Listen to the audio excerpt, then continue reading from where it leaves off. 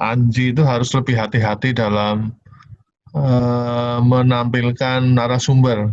Harus dicek dulu narasumbernya, profesornya dari mana, apa betul dia ahli mikrobiologi atau bukan. Karena dalam suasana wabah COVID-19 ini kan terjadi sebuah banyak masyarakat yang putus asa, tenaga medis juga dirundung kesedihan, kan gitu ya. Dengan hal melakukan seperti itu kan justru akan membuat keresahan dalam masyarakat.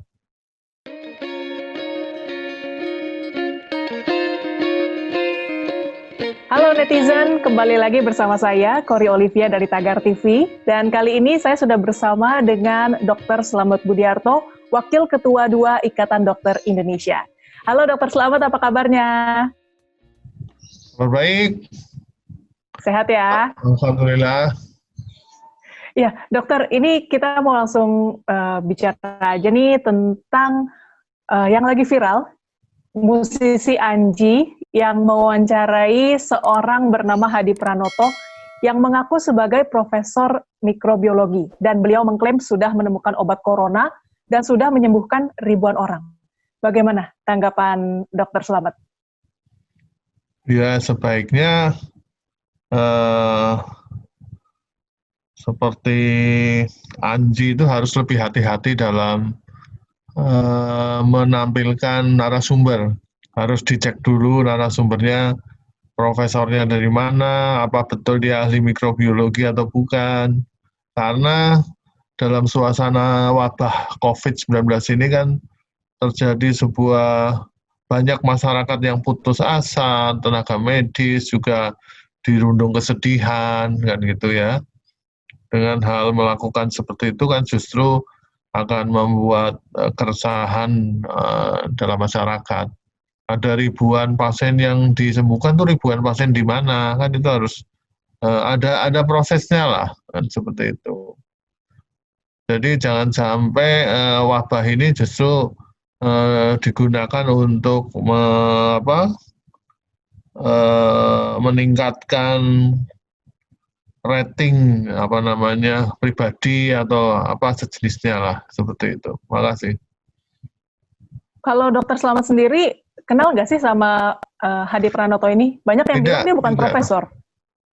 Tidak, memang dari beberapa info yang jelas dia bukan dokter atau dicek di data kami nggak ada. Yang kedua, saya nggak tahu itu profesornya dari mana, silakan dihubungi si moderatornya itu Anji. Atau dia ahli mikrobiologi juga nggak jelas juga dari mana. Jadi kesan saya sih apakah ini lelucon ataukah serius, tapi dari gaya bicara ini serius gitu loh. Tapi ini kan akan menyebabkan terjadi kegaduhan di masyarakat, begitu Pak. Nah ya itu gimana itu dok? Kan sepertinya menyesatkan ya. Ya, kalau memang beliau mau jualan herbal atau apalah, atau menyampaikan herbal, ya ngomong aja dari bawah, dari awal bahwa ini ada herbal begini-begini, salah satu fungsinya begini. Kan seperti itu. Tidak harus membawa saya profesor, saya ahli mikrobiologi, sudah menyembuhkan 2.500 orang, itu kan harus diuji. Kan gitu. Kalau memang herbal, silahkan daftarkan ke Badan POM, kan gitu kan.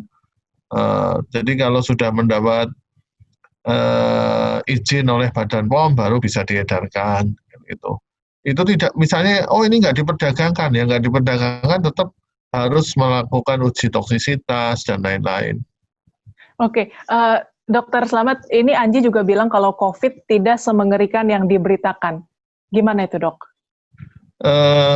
Untuk sebagian orang ini akan mematikan pasien virus ini. Sebagian orang lagi dia tanpa gejala. Jadi tidak bisa menggampangkan COVID-19 ini. Satu sisi COVID-19 ini sangat menular gitu loh. Kita tidak tahu kalau kita menderita apakah kita akan menjadi sebagian orang yang fatal atau sebagian orang yang OTG misalnya tanpa gejala, kan begitu. Itu tidak tahu, gitu loh. Orang tanpa komorbid atau tanpa penyakit bawaan pun atau penyakit pemberat pun dia terkena juga. Dan terakhir dokter kita di Sumatera Utara kan meninggal, orangnya fit tanpa komorbid seperti itu. Jadi COVID-19 ini sangat membahayakan untuk manusia, gitu loh. Walaupun sebagian ada yang tanpa gejala. Oke, dokter, ada juga sebagian orang yang mulai mengkampanyekan untuk tidak memakai masker dan menganggap bahwa corona adalah konspirasi bisnis. Ini bagaimana tanggapan dokter? Ya, kami tidak tahu itu konspirasi atau tidak. Yang ditahu itu ada penyakit, dan penyakit ini menyebabkan orang meninggal dan sangat menular, sehingga tugas kami untuk mencegah penularan dan mencegah kematian. Mencegah penularan itu ya harus menggunakan masker. Kenapa Taiwan bisa berhasil? Dia tidak lockdown, tapi berhasil mengendalikan. Karena sejak bulan Januari, Taiwan sudah menyediakan masker untuk seluruh rakyatnya, sehingga bisa dikendalikan. Gitu loh. Kita juga harus banyak belajar juga dari negara tetangga yang angka kematiannya sangat kecil. Kalau kita kan sangat besar. Oke, dokter. Terkait penggunaan masker juga, dokter. Sebenarnya seberapa penting sih menggunakan masker ketika berolahraga? Karena ini sempat jadi perdebatan juga kan di beberapa pihak. Ya kalau olahraga ringan gitu sih nggak apa-apa pakai masker. Kalau olahraga sedang atau berat lah, yang berat lah, itu sebaiknya ya memang masih kontroversial, tapi sebaiknya sih nggak pakai masker. Dan olahraganya jangan di luar, di dalam rumah aja kan gitu. Dalam suasana COVID atau wabah ini sebaiknya olahraga di dalam rumah. Karena CO2 yang kita keluarkan kan kita hirup lagi kalau pakai masker. Tapi kalau olahraga ringan kan kita membutuhkan oksigen yang nggak banyak. Tapi kalau olahraga berat, ya sebaiknya di rumah aja olahraganya, jangan di luar. Oke, kalau kita olahraga di luar tapi pakai face shield gimana, dok? Ya, ini kan ada teori-teori baru bahwa COVID-19 kata WHO bisa ditularkan melalui airborne, artinya lewat udara. Itu juga masih dalam teori. Kalau misalnya itu betul dalam penularan lewat airborne, berarti kan face shield nggak ada gunanya juga. Yang utama adalah masker, kan gitu. Sekali lagi, penularan kan hanya lewat wajah. Masker aja cukup. Tapi kalau memang olahraga berat, ya pakai face shield lebih membantu lah. Itu daripada tidak pakai masker, kan begitu. Oke, jadi memang tetap intinya adalah sangat penting ya, dok, ya, menggunakan masker itu ya? Iya. Oke, dokter, ini terkait dengan obat. Sebenarnya bagaimana standar yang bisa dijadikan acuan sebuah obat diklaim menyembuhkan sebuah penyakit? Sampai hari ini obat yang khusus untuk COVID-19 itu belum ada. Artinya secara spesifik loh ya. Yang adalah obat-obat untuk mencegah kalau seorang pasien terkena COVID-19 tidak jatuh lebih berat, yaitu antibiotik, antivirus, dan yang terakhir Amerika menemukan remdesivir ya, itu pun tidak semua kondisi pasien bisa diberikan, ya kan. Nah, intinya sampai hari ini dunia kedokteran masih melakukan penelitian-penelitian untuk ditemukannya obat antivirus dan juga vaksin untuk virus COVID-19. Nah, menurut dokter sendiri, kira-kira kapan nih obat atau vaksin corona ini bisa ditemukan, dok? Ya, kita berharap secepatnya. Indonesia kan beberapa minggu yang lalu sudah mendatangkan vaksin dari China, tapi perlu dilakukan uji klinis di Indonesia dan lagi mencari relawan. Saya kira semoga itu berhasil dan bisa membantu masyarakat Indonesia. Ada beberapa public figure yang mengeluarkan pendapat yang berbeda, dan itu agak ekstrim memang, seperti yang tadi itu tidak usah menggunakan masker, atau mungkin bahwa COVID tidak semengerikan yang diberitakan. Bagaimana pesan-pesan dari Dr. Slamet?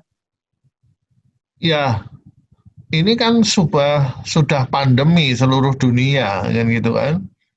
Seluruh dunia menyatakan bahwa penularannya hanya lewat wajah, hidung, mulut, mata. Bisa melalui udara, bisa melalui tangan.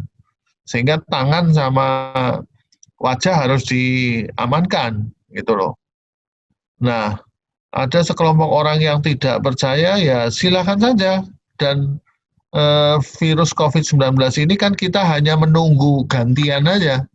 Kalau kita tidak protokol kesehatan tidak dengan baik, maka kita mudah tertular.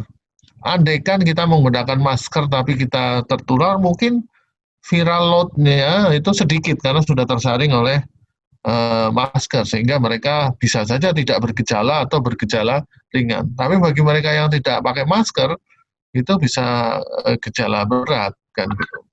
Dan ini sudah dilakukan di negara-negara lain, kayak Taiwan itu kan dari Januari, dia jaraknya hanya 150 kilo dari China, tapi dia bisa mengendalikan COVID-19 ini, dan kita meniru.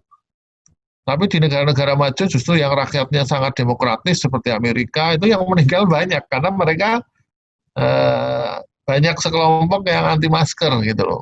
Jadi sekali lagi untuk masyarakat, satu-satunya jalan untuk menyelamatkan kita hanyalah masker gitu loh. Dan tangan itu diamankan gitu loh. Wajahnya harus kita amankan. Teori vaksin itu kan vaksin itu dilemahkan atau dimatikan, kemudian dimasukin dalam tubuh sehingga antibodi kita naik, kan gitu kan. Nah, kalau pakai masker juga sama, kalau virusnya yang masuk hanya sedikit, jadi syarat seorang sakit itu kan nomor satu adalah kondisi tubuh kita, staminanya. Yang kedua adalah jumlah virus yang menginfeksi kita. Kalau jumlah virusnya yang menginfeksi kita sedikit, antibodi kita akan meningkat, gitu loh. Nah, kalau mereka yang tidak menggunakan masker, pasti virus yang masuk ke tubuh lebih banyak daripada masyarakat yang menggunakan masker. Jadi sebenarnya masker ini juga bisa memancing antibodi kita naik, kan seperti itu. Yang penting kita jangan sakit. Bagi sebagian orang memang penyakit ini itu tidak ada gejala. Tapi ini sangat menular, bisa menularkan anggota keluarga kita. Apakah kita tega menularkan ke anggota kita, orang tua kita, istri kita, anak kita, dan mereka belum tentu tanpa gejala seperti kita, gitu loh. Bisa mereka berat, bisa sampai pneumonia, dan bahkan sampai fatal, sampai meninggal dunia. Jadi sekali lagi kepada masyarakat, oke lah Anda tidak percaya ini, tapi tolong Anda tetap pakai masker, jangan menularkan kepada orang lain. Karena menularkan ke orang lain kan berdosa. Itu.